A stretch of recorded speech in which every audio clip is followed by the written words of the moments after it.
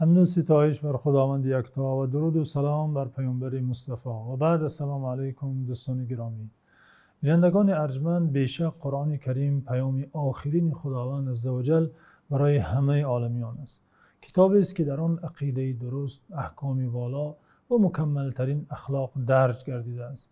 و تعالی قرآن را بدین خاطر فرو فرستاده است که بندگانش آن را بخوانند و در آیات آن تدبر و اندیشه کنند و به فرموده های آن پایبند باشند. در این کتاب گنج های از درس و پند و اندرز هاست که انسان را با خودش، با خالقش، با دوست و با دشمنش، با اصل و پیدایشش و نیز با آن عالم دیگری که پس از مرگ با آنجا می رود آشنا می سازد.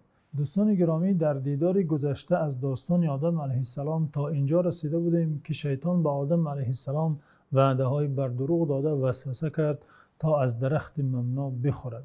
و تعالی فرموده است: فوسوس الیه الشیطان قال یا آدم هل ادلک علی شجرة الخلد و ملک لا یبلی. پس ابلیس به آدم وسوسه کرد، گفت ای آدم، آیا تو را به درخت جاودان و ملک و سلطنت فنا ناپذیر راهنمایی کنم؟ عادت شیطان چنین است دوستان عزیز. وعده های برای آدمی جالب و جذاب می دهد، اما همین که بنده را به دام افشاند از او اعلان دوری و بیزاری می کند. او تعالی جای دیگری قرآن در سوره اعراف صحنه وسوسه ابلیس را نقل کرده چنین فرموده است: فوسوس لهم الشیطان لیبدی لهما ما وري عنهما من سوآتهما وقال ما نهاكما ربكما عن هذه الشجرة الا ان تكونا ملکین او تكونا من الخالدین. یعنی پس شیطان به آن دو وسوسه کرد که در نتیجه شرمگاه آنان را که پیش از آن از دیده آنها پوشیده بود برایشان نمایان سازد. وسوسه‌اش چنین بود که گفت پروردگارتان شما را از این درخت منع نکرده است به جز به این خاطر که مبادا دو ملک گردید و یا از زمره جاودان ها باشید. او به صورت شخص مشفق و غمخوار و شخصی که در فکر بهبودی آینده این عائله است به دل این جفت درآمد، خود را چنین ناصح امین نشان داد. به آنها گفت اگر خواهید چون ملائک ابدی باشید و اجل و مرگ سراغ شما نآید و برای همیشه اینجا بمانید، باید از میوه این درخت بخورید.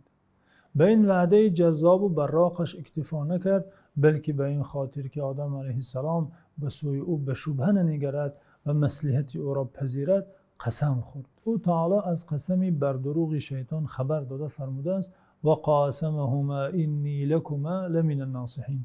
شیطان برای آن دو، یعنی برای حضرت آدم و حوا، سوگند سخت خورد و گفت حقا که من بیشک برای شما از خیر خواهانم. گفت قسم به نام پروردگار که من شما را فریب نکرده ایستادم، بلکه برای منفعت شما میگویم، برایتان غمخواری کرده ایستادم.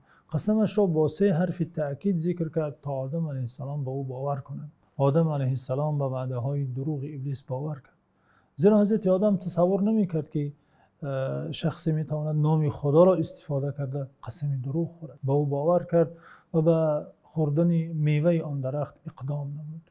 او با جفت خود با دل پر از هوس‌ها برای ابدی ماندن در جنت و با دل پر از تشویش و نگرانی‌ها که مبادا از جنت بیرون نشوند به درخت نزدیک شدند. منتها آرزوی جاودان ماندن بر اراده آدم علیه السلام غالب برآمد و او دست سوی آن درخت ممنوع دراز کرد، از میوه آن گرفت و تناول کرد. جفت او نیز مادرمان حوا از آن درخت بخورد. پس از خوردن آن میوه آدم و حوا در انتظار آن بودند که روحی غیر عادی جاودان مانی در رگ و پیوند آنها جاری گردد و آرزوی آنها جامعه عمل پوشد و اعلان شود که آنها مثل فرشتگان برای همیشه در جنت میمانند. ولی آدم علیه السلام و حوا همچون فرشتگان پر و بال نبرآوردند. بدن آنها همچون فرشتگان به نور مبدل نگشت، بلکه چیزی ناخوبی دیگری که در توقع آنها نبود رخ داد. لباس زیبای جنتی از تن آدم و حوا افتید و عورتشان نمایان گشت. هر دو لچ و عریان شدند و اکنون پی بردند که کاری بدی کردند. پی بردند که قربانی وسوسه دشمنشان ابلیس گشتند. این صحنه را او تعالی در سوره طه خبر داده فرموده است: فأكلا منها فبدت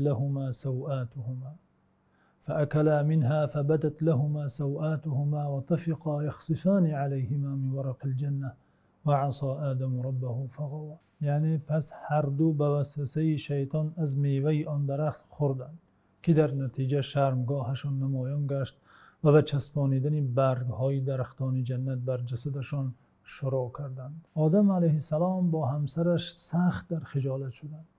آنها به شدت شرمیدند و از آن درخت حرام دور شده سوی درختان حلال شتافتند و از برگ‌های پهن درختی که مفسران گفتند درخت انجیر بود کنده بر اندامشان می چسبانیدند. آنها از شرم و خجالت برگ‌های درخت را بر تن خود به حیث لباس می چسبانیدند تا عورتشان مستور شود. دوستان گرامی، اینجا نکته است که باید روی آن توقف کرد.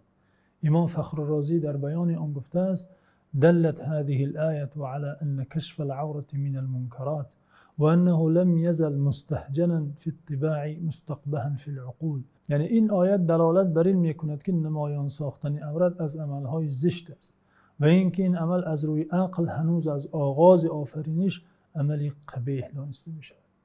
پس بدن را پوشانیدن از فطرت پاک و کاری است که پیش از شریعت ها عقل سالم بر آن امر می کند. ببینیم که حالا هیچ قانونی برای آدم علیه السلام و همسرش تشریع نشده است.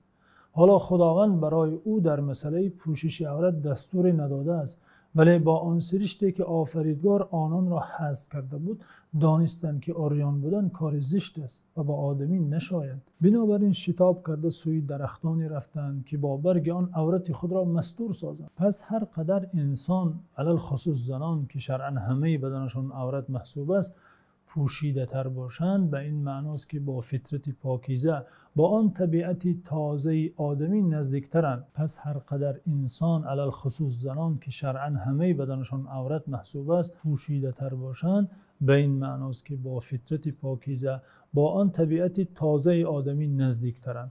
و هر قدر بدن زن عریان تر باشد به معنای این است که از فطرت اصلی خود دور و بیگانه گشته حیا را فراموش کرده است. او تعالی جای دیگری قرآن از این حادثه خبر داده فرموده است: فدلاهما بغرور فلما ذاقا الشجرة بدت لهما سوآتهما وطفقا يخصفان عليهما من ورق الجنة وناداهما ربهما ألم أنهكما عن تلكما الشجرة وأقل لكما إن الشيطان لكما عدو مبين. یعنی شیطان آن دو را با مکر و نیرنگ خود از آن مقام بلندشان پایین آورد، یعنی از مقام دوری از گناه و معصیت به آلودگی به معصیت فراورد و پروردگارشان به آنها ندا کرده گفت: مگر شما را از این درخت منع نکرده بودم و مگر نگفته بودم که شیطان برای شما دشمنی آشکار است؟